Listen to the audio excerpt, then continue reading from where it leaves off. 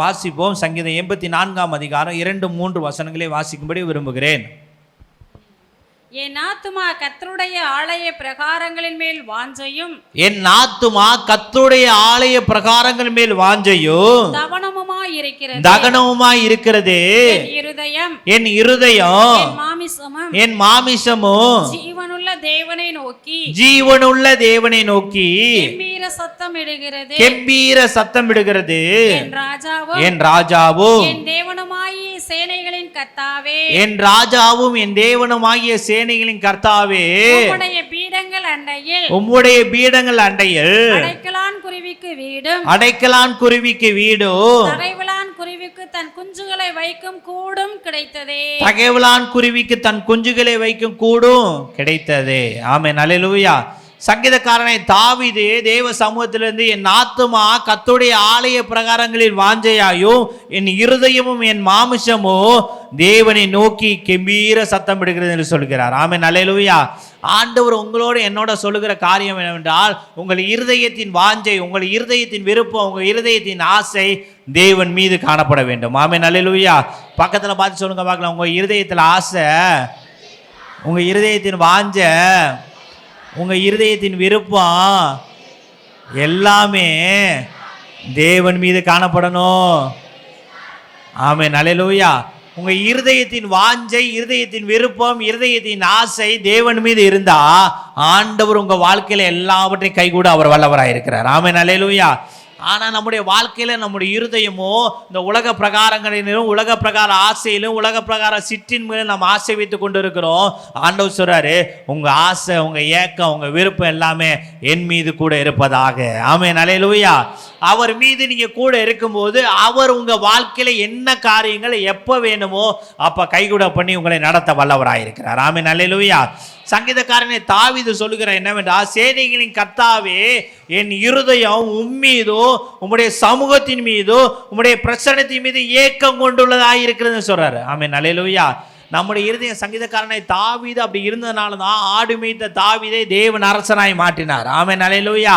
உங்களை ஆண்டவர் இந்த உலகத்தில் மதிக்கத்தக்க பிள்ளைகளாக இல்லாமல் இருக்கலாம். உங்களை மதிப்பு மிக்க ஒரு ஆண்டவர் ஒரு உயர்ந்த பதவியில் உங்களை உயர்வான ஸ்தலத்தில் உங்களை அமர பண்ணணும்னா உங்கள் இருதயம் தேவன் மீதோ தேவனுடைய சமூகத்தின் மீதோ தேவனுடைய பிரசன்னத்தின் மீதும் வாஞ்சி உள்ளதாய் காணப்பட வேண்டும். ஆமென், அல்லேலூயா. அல்லேலூயா. ஆண்டவர் சொல்றாரு, நம்முடைய இருதயம் வழக்கம் போல தேவனுடைய ஆலயத்தில் கூடுவதனால நம்முடைய இருதயம் சந்தோஷப்படக்கூடாது. ஆமென், அல்லேலூயா. அப்போ நான் பாச என்ன வழக்கம் போல் என்ன ஆலயத்துக்கு வர்றது தவறா? அப்படி நான் சொல்லலை. நம்முடைய இருதயம் தேவனுடைய ஆலயத்தில் கூடுவதில் மட்டும் நம்ம வாஞ்சியாக இருக்கக்கூட விருப்பமாக இருக்கக்கூடாது. நம்ம தனிப்பட்ட ரீதியில் ஜெபிக்க, தனிப்பட்ட குழுவாக ஜெபிக்க, நம்ம குடும்பமாக ஜெபிக்க, கூடி ஜெபிக்கும் போதெல்லாம் அவரோட வாஞ்சியாக இருக்கும்போது ஆண்டவருடைய மகிமை நம்ம வாழ்க்கையில் வெளிப்படும். ஆமென், அல்லேலூயா. அதான் சொல்கிறாரு, நம்முடைய இருதயம் ஆலயத்தில் கூடும்போது மட்டுமல்ல, கூடும்போது மட்டுமல்ல, தனிப்பட்ட ஜபத்திலும், தனி ஜபத்திலும், குழு ஜபத்திலும், குடும்ப ஜபத்திலும் ஆவியில் நிறைந்து கிறிஸ்துவின் மூலமாய் தேவனோடு நேரடி உறவு கொள்கிறதுக்கான ஒரு நல்ல பாக்கியத்தை தேவன் நமக்கு வைத்திருக்கிறார். ஆமென், அல்லேலூயா. அல்லேலூயா, அல்லேலூயா. இன்னைக்கு பலர் நம்ம பெந்தெகோஸ்தே வட்டாரத்தில் ஒரு ஒரு சின்ன ஒரு செயல் காணப்படுது. தவறும் சொல்ல முடியாது, சரியும் சொல்ல முடியாது. ஆண்டவர் அவங்களை மாற்றிக்கொள்ள தேவன் உதவி செய்வாராக. இங்கே வந்துக்கிட்டு ஞாயிற்றுக்கிழமை தேவனை ஏகமாய் கெம்பீரித்து பாடி சத்தமிட்டு ஆவியில் நிரம்பி அனலாக போவாங்க. அந்நிய பாஷைனா கபா கபாலாம் பேசுவாங்க. ஆனால் ஆண்டவருடைய ஆலயத்தை விட்டு வெளியில் போனோன்னே அவங்க வாயிலேருந்து வர்றது என்ன இருக்குது? நம்ம அப்படிப்பட்ட பிள்ளைகளாக இருக்கக்கூடாது. ஆமென், அல்லேலூயா. ஆண்டவர் அதான் சொல்கிறாரு, நம்ம அப்படிப்பட்டவர்களாக இல்லாமல் இருக்கணும்னா நம்முடைய இருதயம் அவர் மீதும் அவருடைய சமூகத்தின் மீதும் அவருடைய பிரசன்னத்தின் மீதும் வாஞ்சியாக இருந்துச்சுன்னா அந்த காரியங்கள் ஒன்று நம்ம வாழ்க்கையில் வராதபடி தேவன் காத்துக்கொள்வார். ஆமென், அல்லேலூயா. அதான் சொல்கிறாரு, நம்முடைய இருதயம் எப்போதுமே அவர் சமூகத்தை நாடுறதுலையும் அவரை தேடுறதுலையும் அவருடைய பிரசன்னத்தை வாஞ்சிக்கிறதுலையுமே காணப்பட வேண்டும். ஆமென், அல்லேலூயா. நம்முடைய இருதயம் இந்த உலக ஆசையோ உலக பொருளின் மீது ஆசை உள்ளதாக இருந்துச்சுன்னா ஒன்றும் வாய்ப்பே இல்லை. இந்த உலகத்தில் உள்ள பொருட்கள் ஒன்று நம்மளோட கூட வரப்போறதில்லை. நம்மளோட கூட வர்றது நம்முடைய ஆத்துமா ஒன்றே. நம்முடைய ஆத்துமா எப்போதும் தேவன் மீது வாஞ்சி உள்ளதாக காணப்பட வேண்டும். ஆமென், அல்லேலூயா.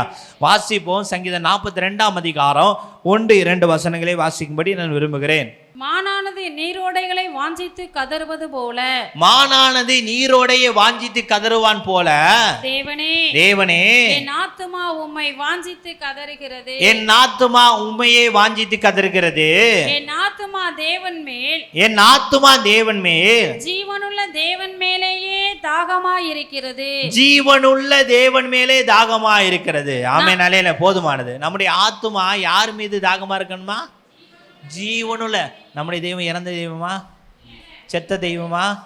கண் இருந்து பார்க்காதவரா? காது இருந்து கேளாதவரா? வாய் இருந்து பேசாதவரா? கால் இருந்து நடக்காதவரா?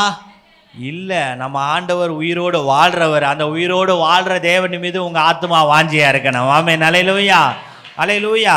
நம்ம ஆண்டவர், நம்முடைய ஆண்டவர் சொல்றாரு, நம்முடைய தாகம், நம்முடைய ஏக்கம் எல்லாமே அவர் மீது உடையவர்களாக இருக்க வேண்டும். ஆமென். அல்லேலூயா.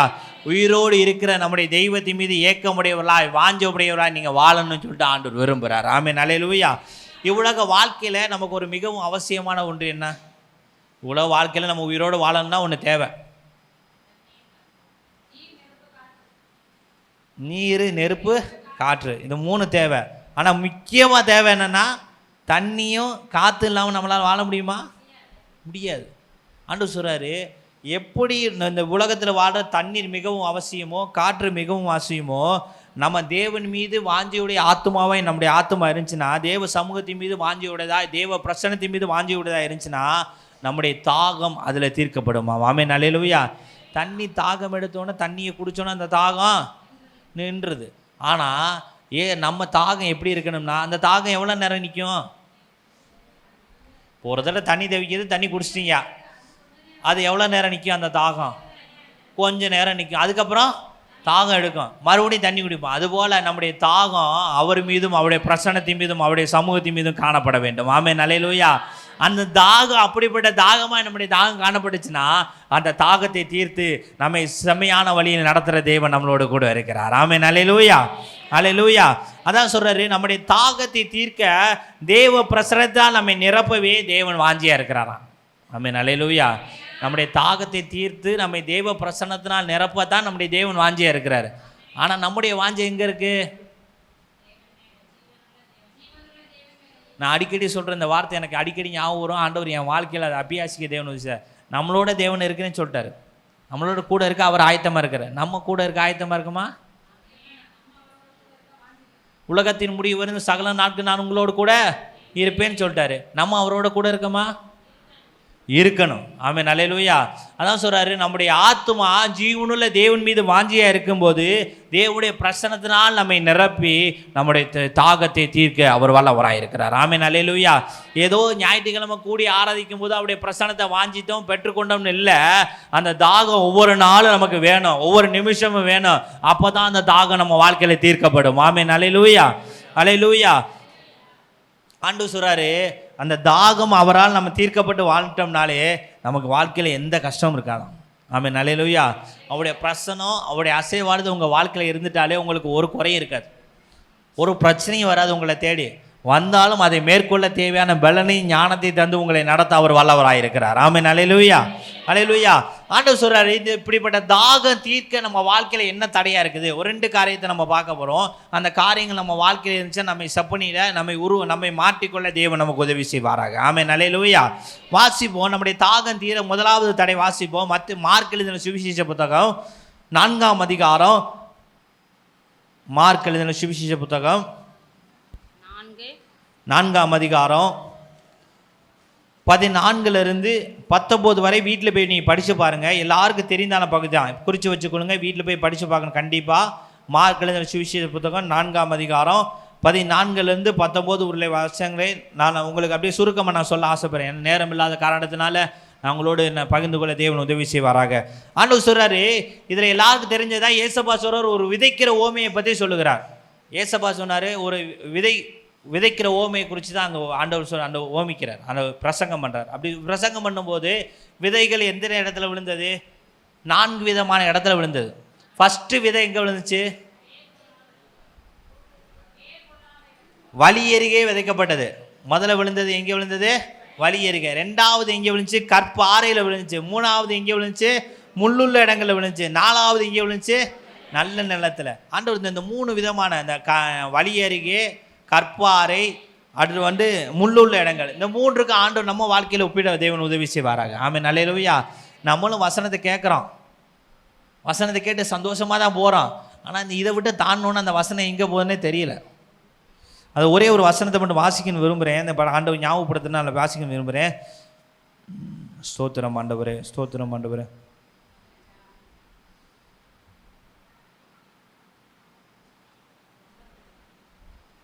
4ஆம் வசனத்தான், 4ஆம் அதிகாரத்தில் தான். ஓகே. 15ஆம் வசனத்தை மட்டும் வாசிங்க. வசனத்தை கேட்ட உடனே சாத்தான் வந்து அவர்கள் இருதயங்களில் விதைக்கப்பட்ட வசனத்தை எடுத்து போடுகிறான். போதுமானது. வசனத்தை கேட்ட உடனே சாத்தான் வந்து இருதயத்தில் இருக்கிற வசனத்தை எடுத்து போடுறான். அதான் வழி அறிக்கை விதைக்கப்பட்ட விதை. நம்முடைய நிலமும் நம்முடைய இருதயம் அப்படிப்பட்ட இருதயமாக இருக்கக்கூடாது. வழி அறிக்கை விதைக்கப்பட்ட விதைகள் ஒரு நாளும் பயன் கொடுக்காது. உண்மை இல்லையா? நம்மளாம் விவசாயம் பண்ணுறோம் தானே. யாரும் இங்கே பெரியதெல்லாம் இல்லை, எல்லாருமே விவசாயம் பண்ணுறோம். எல்லாருக்கும் விவசாயம்னா என்னென்னா தெரியும். வழி அறிக்கை விதைக்கப்பட்ட விதை ஏன் முளைக்காது? கொஞ்சம் நேரம் என்கிட்ட பேசுங்க, உங்களை ஆனால் சரியாக 11க்கு முடித்து அனுப்பிடுவேன் உங்களை. வழி அறிக்கை விதைக்கப்பட்ட விதை ஏன் முளைக்காது?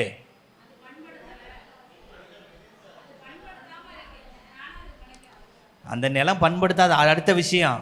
அதில் மனுஷன் நடப்பான், பறவைகள் கொத்தும், சகல பிராணிகள் அதில் உலாவும், அப்போது முளைக்காது. சாதாரணமாக இந்த புல்லை எடுத்துங்களே, நீங்கள் நடக்கிற பாதை அப்படியே இருக்குன்னு தெரியுமா? சுற்றி முளைச்சிருக்கும். அந்த நடக்கிற பாதையில் முளைக்குமா? முளைக்காது. ஆண்டவர் சொல்கிறாரு, வசனம் வந்த உடனே நமக்கு சந்தோஷமாக இருக்குது. தேவ வார்த்தையை கேட்ட உடனே நம்ம தேவ சமூகத்தில் நம்ம சந்தோஷப்படுகிறோம். ஆனால் நம்முடைய இருதயத்தில் விதைக்கப்பட்ட அந்த வசனத்தை சாத்தான் பிடுங்கி விடுகிறான், எடுத்து விடுகிறான். அந்த சாத்தான் எடுத்து போடாமல் இருக்கணும்னா, சாத்தான் எடுத்து போடாமல் இருக்கும்போது தான் நம்முடைய தாகம் தீர்க்கப்படும். ஆமென். அல்லேலூயா. ஆண்டவர் இதில் 3 காரியத்தை சொல்கிறாரு. முதலாவது, வழி அறிக்கை விதைக்கப்பட்டதுக்கு என்ன எப்படிப்பட்ட இருதயமா நம்முடைய இருதயம்? கடினமான இருதயமா? ஆமென். அல்லேலூயா. ஏன் வழி அறிக்கை விதைக்கப்பட்ட விதை முளைக்க மாட்டேங்குன்னா, நம்முடைய இருதயம் கடினமாக இருக்குது. ஒரு காரியத்தில் கடினப்பட்டிருக்கோம், வார்த்தை எம்புட்டு போனாலும் உள்ளே போகாது. கடினமான இருதயமுடைய பிள்ளைகளாக நீங்களும் நானும் வாழக்கூடாது. ஆமென். அல்லேலூயா. அந்த கடினமான இருதயத்தில் எந்த செயல்பாடும் இருக்காது. அவங்க நினச்சது தான் தெரியும், நடக்கும். அதை தவிர்த்து வேற ஒன்று அவங்களுக்கு தெரியாது. இது நல்லதா இது கெட்டதான்னு அவங்களுக்கு தெரியாது. அவங்க இருதயம் கடினப்பட்டு இருந்துச்சுன்னா, அதில் கட்டப்பட்டு இருந்துச்சுன்னா ஒரு நாள் அதில் செயல்பட முடியாது. ஆமென். அல்லேலூயா. உங்கள் இருதயம் என் இருதயம் அப்படிப்பட்ட இருதயமாக காணப்படக்கூடாது. ஆமென். அல்லேலூயா. உங்கள் தாகம் ஆண்டோடைய சமூகத்தில் தீர்க்கப்படணும்னா உங்கள் இருதயம் ஒரு கடினமான இருதயமாய் காணப்படக்கூடாது. ஆமென். அல்லேலூயா. கடினமான இருதயத்துக்கு ஒரு மெயின் காரணம் என்னென்னா, அந்த உலக கவலை. எனக்கு மட்டும் ஏன் இந்த பிரச்சனை வருது, எனக்கு மட்டும் ஏன் இந்த துன்பம் வருது, எனக்கு மட்டும் சொல்கிறாங்க பார்த்தீங்களா, அதுதான் பிரச்சனையே. ஆமென். அல்லேலூயா. அல்லேலூயா. இந்த கவலை வந்தாலும் அதை பொருட்படுத்தாதபடி நம்ம தேவ சமூகத்தில் அமர்ந்து, ஆண்டவரே உம்முடைய விதையை இருதயத்தில் விதைங்க, அது பலன் கொடுக்க எனக்கு உதவி செய்யுங்கன்னு சொல்லிட்டு அவர் சமூகத்தில் அமர்ந்து அவர் மீது ஏக்கம் கொண்டவர்களாக இருந்தோம்னா ஒரு நாளும் நம்முடைய இருதயத்தை கடினமான இருதயமாய் தேவன் மாற்ற மாட்டார். ஆமென். அல்லேலூயா. அந்த கடினமான இருதயம் நம்ம வாழ்க்கையில் மாறணும். எவ்வளோதான் பாச சொன்னாலும் காதில் ஏறுற மாதிரி இருக்கும், ஆனால் நம்ம இருதயத்தில் அது செயல்படாது. அந்த கடினமான இருதயமுடைய பிள்ளைகளாக நீங்களும் நானும் இருக்கக்கூடாதுன்னு சொல்லிட்டு தான் ஆண்டவர் சொல்கிறாரு. ஆமென். அல்லேலூயா. 2வது ஆண்டவர் சொல்கிறாரு, இந்த உலக கவலை தான் அந்த கடினமான இருதயத்துக்கு மெயின் காரணம். ஆமென். அல்லேலூயா. 2வது காரணம் என்ன? கற்பாறையில் விதைக்கப்பட்ட விதைகள். கற்பாறை எப்படிப்பட்டதாக இருக்கும்? கடினமாக இருக்கும். ஆனால் அது என்ன சொல்கிறது, ஒரு குறிப்பிட்ட ஆழத்துக்கு மேலே அது போக முடியாது. வேறு போகாட்டம் முளைக்குமா? முளைக்காது. அப்படிப்பட்ட இருதயத்துக்கு என்ன சொல்கிறார் ஆண்டவர்? ஆழமில்லாத இருதயமா. ஏதோ ஒரு ஆசீர்வாத வார்த்தை வந்துச்சா போதும், அதுக்கு மேலே எது வேணாம் எனக்கு அப்படின்னு ஒதுக்கி வச்சுறது. இந்த ஆழமில்லா இருதயமாக நம்முடைய இருதயம் காணப்படக்கூடாது. நம்முடைய இருதயம் ஆழமுள்ள இருதயமாக இருக்கணும். நான் ஏன் சொல்கிறேன்னா, இந்த பூமிக்குரிய காரியத்தை குறித்தே நம்ம கவலைப்பட்டுக்கு இருந்தோம், பூமிக்குரிய காரியத்தை குறித்தே நோக்கிட்டே இருந்தோம்னா நம்முடைய இருதயம் ஆழமில்ல இருதயமாக தான் இருக்கும்.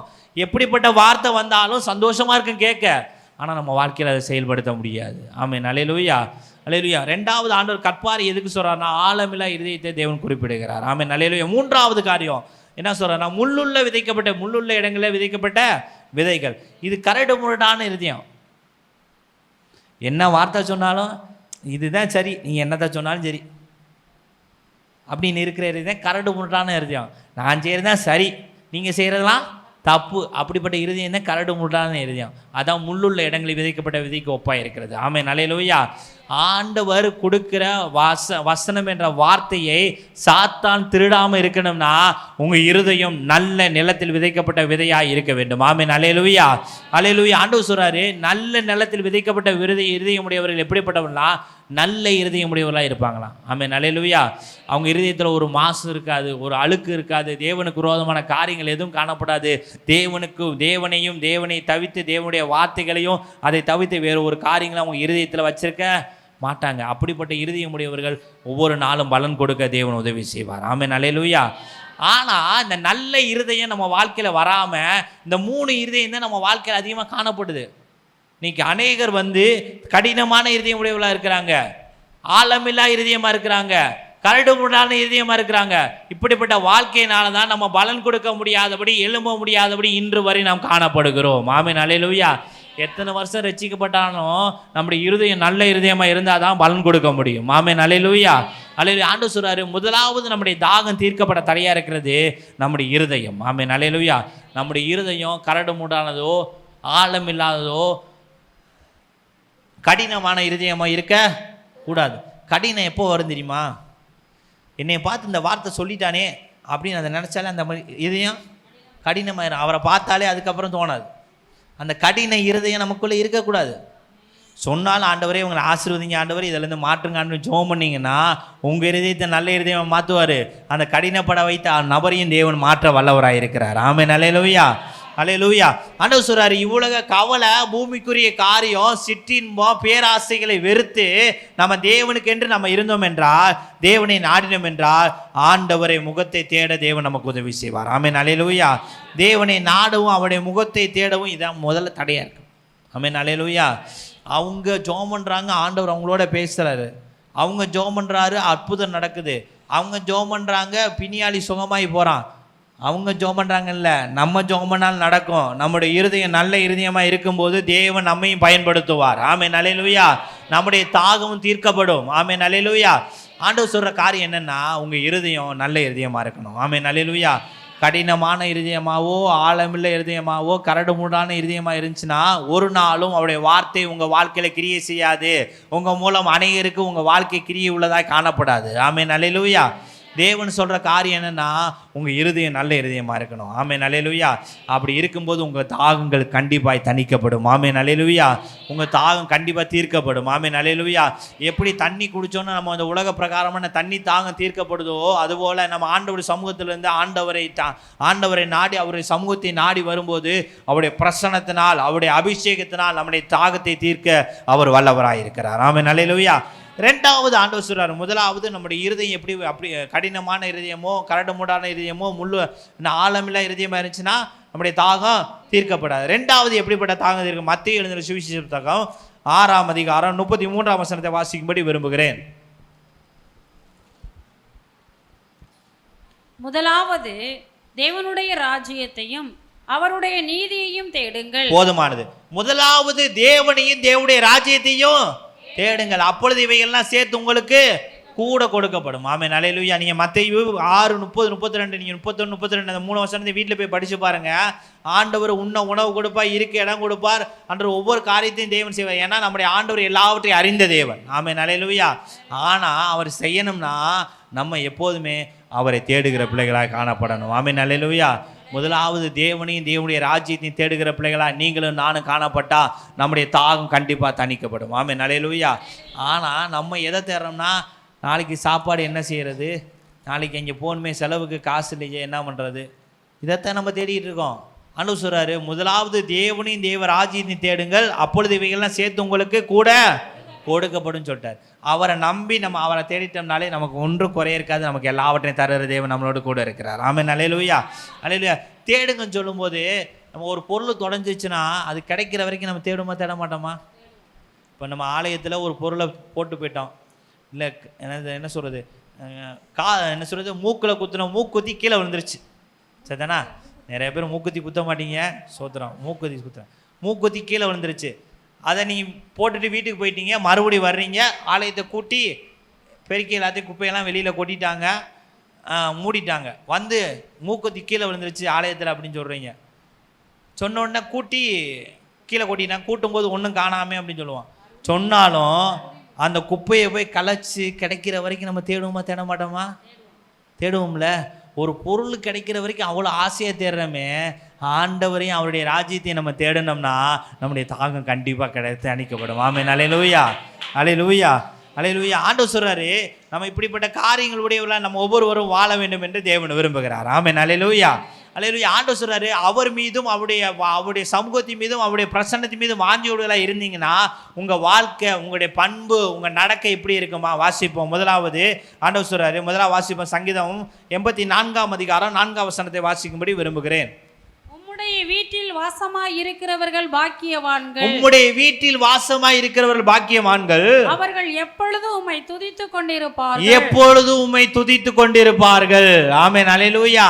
ஆண்டவர் சொல்றாரு, நீங்க தேவன் மீதும் தேவனுடைய சமூகத்தின் மீதும் தேவ பிரசன்னத்தின் மீதும் வாஞ்சியுடைய பிள்ளைகளா நீங்க இருந்தீங்கன்னா உங்க வாழ்க்கையில எவ்வளவு பிரச்சனை வந்தாலும், எவ்வளவு கண்ணீர் வந்தாலும், எவ்வளவு கவலை வந்தாலும், எவ்வளவு பாடுகள் வந்தாலும், உபத்திரவம் வந்தாலும் உங்க நாவு எப்போதும் முழு இருதயத்தோடு தேவனை துதிக்கிற நாவாய் காணப்படும். ஆமென். அல்லேலூயா, அல்லேலூயா.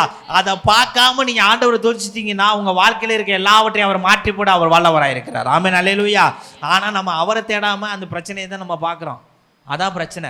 ஆனால் அதான் சொல்கிறேன், அதுக்கு என்ன வேணுமா? நம்ம ஃபஸ்ட்டு அவர் மீதும் அவருடைய சமூகத்தின் மீதும் அவருடைய பிரசன்னத்தின் மீதும் வாஞ்சியுடைய ஏக்கமுடைய பிள்ளைகளாக நீங்களும் நானும் காணப்பட வேண்டும். ஆமென். அல்லேலூயா. அப்படி இருந்தீங்கன்னா உங்கள் வாழ்க்கையில் என்ன நேரிட்டாலும் சரிதான், கஷ்டம் வந்தாலும் சரிதான், ஆசீர்வாதம் வந்தாலும் சரிதான், எப்பொழுதும் எந்நேரமும் தேவனை துதித்து கொண்டே இருப்பீர்கள். ஆமென். அல்லேலூயா, அல்லேலூயா. பவுலும் சீலாவுக்கும் ஒரு பெரிய ஒரு கஷ்டம் வந்துச்சு. ஆண்டவரை பற்றி சொன்னதுனால சிறையில் அடைச்சி போட்டாங்க. கையை கட்டினாங்க, காலை கட்டினாங்க. ஆனால் வாயை கட்டாதனால என்ன செஞ்சாங்க? ஆண்டவரை துதிச்சாங்க. ஆண்டவர் அந்த சிறையிருப்பை தேவன் மாற்றினார். ஆமென். அல்லேலூயா.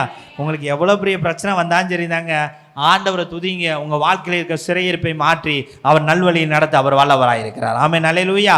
நீங்கள் தேவனையும் தேவ ராஜ்யத்தையும் ஆண்டவரையும் ஆண்டவருடைய சமூகத்தையும் அவருடைய பிரசனத்தையும் நீங்கள் நாடி தேடி இருந்தீங்கன்னா முதலாவது நீங்கள் எப்பொழுதும் தேவனை துதித்து கொண்டே இருப்பீங்க. ஆமென். அல்லேலூயா, அல்லேலூயா. ஸ்தோத்திரம் ஆண்டவரே. துதிப்பேன் துதிப்பேன் துதித்து கொண்டே இருப்பேன், உம்மை துதிப்பேன் துதிப்பேன் துதித்து கொண்டே இருப்பேன். அல்லேலூயா ஆனந்தமே, அல்லேலூயா பேரின்பமே, அல்லேலூயா. சத்தத்தை உயர்த்தி ஆண்டவரே உம்மை துதிப்பேன் துதிப்பேன் துதித்து கொண்டே இருப்பேன், உம்மை துதிப்பேன் துதிப்பேன் துதித்து கொண்டே இருப்பேன். உன்னதர் மறைவில் வல்லவர் நிழலில் என்றோ தங்குவே, உன்னதர் மறைவில் வல்லவர் நிழலில் என்றோ தங்குவே. தேவனை நோக்கி அடைக்கல பாறை என்றே சொல்லுவே, தேவனை நோக்கி அடைக்கல பாறை என்றே சொல்லுவே. அல்லேலூயா. பாடுவதற்கு நேரம் இல்லை. ஆமென். அல்லேலூயா. ரெண்டாவது, நீ ஆண்டவர் மீதும் அவருடைய சமூகத்தின் மீதும் அவருடைய பிரசன்னத்தின் மீது நீங்கள் வாஞ்சியா இருந்தீங்க, முதலாவது எப்போதும் துதித்து கொண்டே இருப்பீங்க. ஆமென். அல்லேலூயா. ரெண்டாவது நீங்கள் எப்படி இருப்பீங்க? நான் வாசிப்போம். சங்கீதம் 84 அதிகாரம் 5 வசனத்தை வாசிக்கும்படி விரும்புகிறேன். உம்மிலே பெலன் கொள்கிற மனுஷனும் தங்கள் இருதயங்களில் செவ்வையான வழிகளை கொண்டிருக்கிறவர்களும் பாக்கியவான்கள். உம்மிலே பெலன் கொள்கிற மனுஷனும் தங்கள் இருதயங்களில் செவ்வையான வழிகளை கொண்ட மனுஷனும் பாக்கியவான்கள். ரெண்டாவது ஆண்டவர் சொல்ற காரியம் என்னன்னா, கர்த்தரில் பலன் கொள்ளுகிற பிள்ளைகளாய் உங்களையும் என்னையும் தேவன் மாற்றுவார். ஆமென். அல்லேலூயா. எதுவும் உங்களை மேற்கொள்ள முடியாது. ஆமென். அல்லேலூயா. நீங்கள் ஆண்டவரையும் அவர் சமூகத்தையும் அவருடைய பிரசனத்தையும் நீங்கள் நாடி இருந்துட்டாலே உங்களை ஒன்று மேற்கொள்ளாதபடி தேவன் உங்களை காப்பாற்றி நடத்துவார். ஆமென். அல்லேலூயா, அல்லேலூயா. நன்றி ஆண்டவரே, நன்றி அப்பா, நன்றி சொல்லுகிறோம். ஆறுதலின் தெய்வமே, உம்முடைய திருச்சமூகம் அது எவ்வளவு இன்பமானதே. ஆறுதலின் தெய்வமே, உம்மிலே பலன் கொள்ளும் மனிதர்கள் எல்லாம் உண்மையிலே பாக்கியவான்கள். உம்மிலே பலன் கொள்ளும் மனிதர்கள் எல்லாம் உண்மையிலே பாக்கியவான்கள். ஓடினாலும் இளைப்படையார், ஓடினாலும் களைப்படையா, நடந்தாலும் சோர்வடையா. ஆமே, நடந்தாலும் சோர்வடையா. ஆறுதலின் தெய்வமே. அல்லேலூயா. நம்ம எவ்வளோதான் நடந்தாலும் எவ்வளோதான் இருந்தாலும் நம்மளை சோர்வடையாதபடி பலப்படுத்தி நடத்துகிற தேவன் நம்மளோடு கூட இருக்கிறார். ஆமென். அல்லேலூயா. ரெண்டாவது காரியம் ஆண்டவர் சொல்றாரு, கர்த்தர் நம்மை கர்த்தரில் பலன் கொண்ட பிள்ளைகளாய் நீங்களும் நானும் வாழ தேவன் உதவி செய்வார். ஆமென். அல்லேலூயா. சங்கீதம் 81:1 நீங்க படிச்சு பார்த்தீங்கன்னா சொல்றாரு, நம்முடைய பலனாகிய தேவனை கெம்பீரமாய் பாடி. கெம்பீரமாய் பாடி போதுமானது. நம்முடைய தேவன் எப்படிப்பட்டவனா? சோத்திரம், பலனான தேவன். அந்த பலனான தேவனை நீங்க பாடி துதிக்கும் போதே உங்களை பலப்படுத்த அவர் வல்லவரா இருக்கிறாரு. ஆமென். அல்லேலூயா. உங்க தேவன் வந்து நோஞ்சானா? பலன் இல்லாதவரா? பலனோடு இருக்கிறவர். அந்த பலனோடு இருக்கிறவங்க பலனோடு இருக்கிறவரை தேடுறவங்க பலனோட வாழணும். ஆமென். அல்லேலூயா. கர்த்தரில் பலன் கொண்ட பிள்ளைகளாய் நீங்களும் நானும் வாழ வேண்டும் என்றே தேவன் விரும்புகிறார். ஆமென். அல்லேலூயா. மூன்றாவது காரியம் சங்கீதம் 84:6 வாசிக்கும்படி நான் விரும்புகிறேன். அழுகையின் பள்ளத்தாக்கை உருவ நடந்து, அழுகையின் பள்ளத்தாக்கை உருவ நடந்து அதை நீரூற்றாக்கி கொள்கிறார்கள். அதை நீரூற்றாக்கி கொள்கிறார்கள். ஆமென். அல்லேலூயா. போதுமானது. அழுகையின் பள்ளத்தாக்கில் உருவ நடந்து அதை நீரூற்றாய் கொள்ளுகிறார்கள். ஆமென். அல்லேலூயா. உங்க வாழ்க்கையில எவ்வளோ துன்பங்கள் வந்தாலும், எவ்வளோ கண்ணீர்கள் வந்தாலும், பிரச்சனைகள் வந்தாலும் அதை பொறுமையாய் சகித்து நன்மையாய் மாற்றிக்கொள்ளும்படியான கிருபையை தேவன் உங்க வாழ்க்கையில வச்சிருக்காரு. ஆமென். அல்லேலூயா. அழுகையின் பள்ளத்தாக்கில் நீங்க இருந்தாலும் அதை நீரூற்றாய் மாற்றுகிற தேவன் உங்களோடு கூட இருக்கிறார். ஆமென். அல்லேலூயா. நீங்க தேவன் மீதும் தேவ பிரசன்னத்தின் மீதும் தேவ சமூகத்தின் மீது வாஞ்சியுடைய பிள்ளைகளா இருந்தீங்கன்னா உங்க வாழ்க்கையில வருகிற கண்ணீர், உங்க வாழ்க்கையில இருக்கிற துன்பம், உங்க வாழ்க்கையில் இருக்கிற கவலை எல்லாவற்றையும் பொறுமையாய் சகித்து நன்மையாய் மாற்றிக்கொள்ள தேவன் உங்களுக்கு உதவி செய்வார். ஆமென். அல்லேலூயா. அல்லேலூயா. வாசிப்போம். ரோமர் எழுதின நிருபம் 8:28 வாசிக்கும்படி விரும்புகிறேன். 8:28. அன்றியும் அவருடைய தீர்மானத்தின்படி அழைக்கப்பட்டவர்களாய், அவருடைய தீர்மானத்தின்படி அழைக்கப்பட்டவர்களாய் தேவனிடத்தில் அன்பு கூறுகிறவர்களுக்கு, தேவனிடத்தில் அன்பு கூறுகிறவர்களுக்கு சகலமும் நன்மைக்கு ஏதுவாக நடக்கிறது என்று அறிந்திருக்கிறோம். சகலமும் நன்மைக்கு ஏதுவாய் நடக்கிறது என்று நாம் அறிந்திருக்கிறோம். ஆமென். அல்லேலூயா. நீங்க ஆண்டவரை உண்மையா வாஞ்சித்தீங்கன்னா, ஆண்டோடைய சமூகத்தை உண்மையா வாஞ்சித்து அவர் சமூகத்தை நாடுனீங்கன்னா, ஆண்டோடைய பிரசன்னத்தை உண்மையா வாஞ்சித்து அவருடைய பிரசன்னத்தை தேடி அவர் பிரசன்னத்தை பெற்றுக்கொண்டீங்கன்னா உங்க வாழ்க்கையில சகலமும் நன்மைக்கு ஏதுவாய் நடக்கும் என்று தேவன் சொல்லுகிறார். ஆமென். அல்லேலூயா. ஏன்னா உங்களை அழைத்த தேவன் அவர் உண்மை உள்ளவர். ஆமென். அல்லேலூயா. எல்லாவற்றையும் நன்மையாய் மாற்ற அவர் வல்லவராய் இருக்கிறார். ஆமென். அல்லேலூயா. மூன்றாவது காரியம் என்னன்னா, உங்க வாழ்க்கையில எவ்வளவு துன்பம் வந்தாலும் சரிதான், கண்ணீர் வந்தாலும் சரிதான், கஷ்டம் வந்தாலும் சரிதான், அதை பொறுமையாக சகித்து நன்மையாய் மாற்றிக்கொள்ளும்படியான ஒரு கிருபையை தேவன் உங்க வாழ்க்கையில வச்சிருக்கிறார். ஆமென். அல்லேலூயா. நாம் அடுத்து 4வது காரியம் வாசிப்போம். சங்கீதம் 84:7 வாசிக்கும்படி விரும்புகிறேன். அவர்கள் பலத்தின் மேல் பலம் அடைந்து, பலத்தின் மேல் பலன் அடைந்து சீயோனே தேவ சந்நிதியில் வந்து காணப்படுவார்கள். தேவ சந்நிதியிலே வந்து காணப்படுவார். ஆண்டவர் சொல்றாரு, நீங்க ஆண்டவர் மீதும் அவருடைய பிரசன்னத்தின் மீதும் அவருடைய சமூகத்தின் மீதும் வாஞ்சியுடைய பிள்ளைகளா, ஏக்கமுடைய பிள்ளைகளா இருந்தீங்கன்னா பலத்தின் மேல் பலன் அடைந்து பரலோகம் சேருகிற பிள்ளைகளா உங்களை என்னை தேவன் மாற்றுவார். ஆமென். அல்லேலூயா. சீயோனிலே அவருடைய சந்நிதியில் சேருகிற பிள்ளைகளா உங்களை மாற்றுவார். ஆமென். அல்லேலூயா. ஆண்டவர் எங்க இருக்கிறாரு? அவர் சந்நிதி எங்க இருக்கு? தேவ சமூகம் அவர் சந்நிதி இல்லைன்னு சொல்லல. ஆனா அவர் எங்க வீட்டில் இருக்கிறார்? பிதாவின் வலது பரிசத்தில். பிதாவு எங்க இருக்கிறாரு? பரலோகத்தில் இருக்கார். அந்த தேவ சந்நிதிக்கு நீங்களும் நானும் போகணும்னா ஆண்டவர் சொல்றாரு, பலத்தின் மேல் பலன் அடைந்து பரலோகம் சேருவார். தேவ சந்நிதி, சீயோன் என்ற தேவ சந்நிதியை சேருவார்கள் என்று சொல்லப்பட்டிருக்கு. ஆமென். அல்லேலூயா. அல்லேலூயா. நீங்களும் நானும் பரலோகத்துக்கு போகணும்னா உங்க இருதயம் தேவன் மீதும் தேவ சமூகத்தின் மீதும் தேவனுடைய பிரசன்னத்தின் மீதும் அவருடைய வல்லமை மீது வாஞ்சியுடையதாய் ஏக்கமுடையதாய் காணப்பட வேண்டும். ஆமென். அல்லேலூயா, அல்லேலூயா, அல்லேலூயா. நன்றி ஆண்டவரே, நன்றி அப்பா. அழுகையின் பள்ளத்தாக்கில் நடக்கும் போதெல்லாம் ஆனந்த நீரோற்று நீர்தானையா, அபிஷேக மலையோ நீர்தானையா. அழுகையின் பள்ளத்தாக்கில் நடக்கும் போதெல்லாம் வேறிடத்தில் வாழ்கின்ற 1000 நாட்கள் விட ஒரு நாள் உம் சமூகம் மேலானது. வேறிடத்தில் வாழ்கின்ற 1000 நாட்கள் விட ஒரு நாள் உம் சமூகம் மேலானது. பலத்தின் மேல் பலன் அடைந்து பரிசுத்த வல்லமையால் நிறைந்து நிறைந்து நன்றி சொல்வே. பலத்தின் மேல் பலன் அடைந்து பரிசுத்த வல்லமையால் நிறைந்து நிறைந்து நன்றி சொல்வே. என் தேவனே, என் ராஜனே, உருவ நடந்திடுவேன், நடந்து சென்றிடுவேன். உமது கனமழையால் தினமும் நிரம்பிடுவேன். உருவ நடந்திடுவேன், நடந்து சென்றிடுவேன். உமது கனமழையால் தினமும் நிரம்பிடுவேன். அழுகையின் பள்ளத்தாக்கில் நடக்கும் போதெல்லாம் சேனைகளின் கர்த்தாவே, ஜீவனுள்ள தேவனே, உம் சமூகம் எவ்வளவு இன்பமானது. சேனைகளின் கர்த்தாவே, ஜீவனுள்ள தேவனே, உம் சமூகம் எவ்வளவு இன்பமானது. உடலும் உள்ளமும் கெம்பீர சத்தத்தோடு பாடி பாடி துதித்து மகிழ்கின்றது.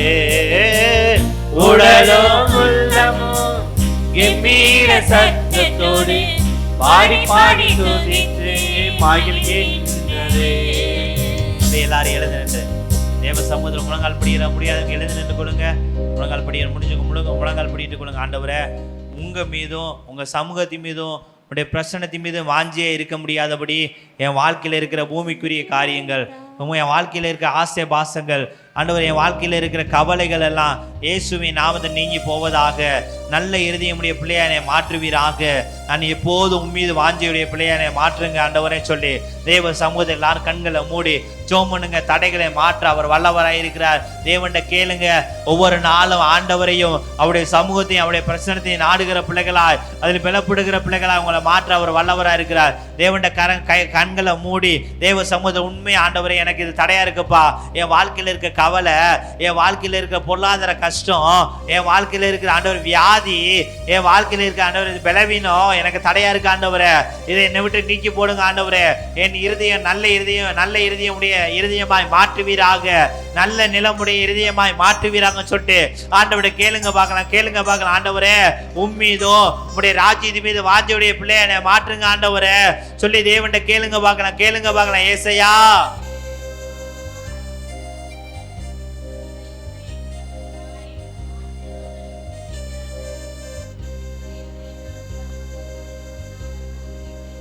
ஆண்டவரே, எங்க பிள்ளைகள் வாழ்க்கையில் இருக்க தடைகள் மாறட்டும்பா.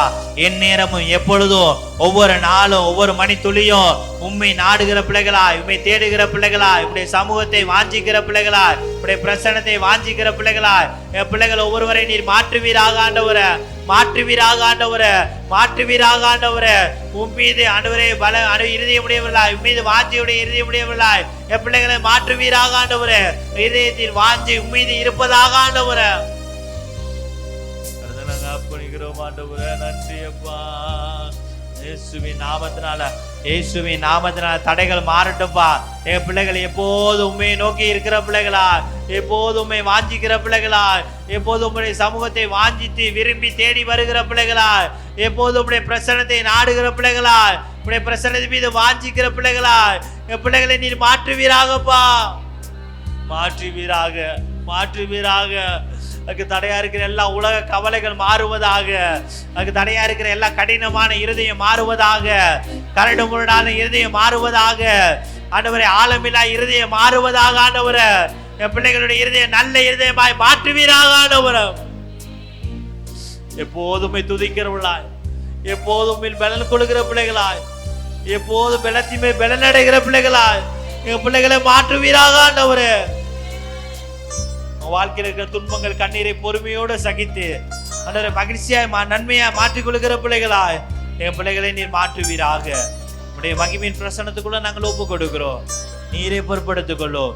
இயேசுவின் நாமத்தை நாங்கள் ஜெபிக்கிறோம் எங்க நல்ல பிதாவே. ஆமென்.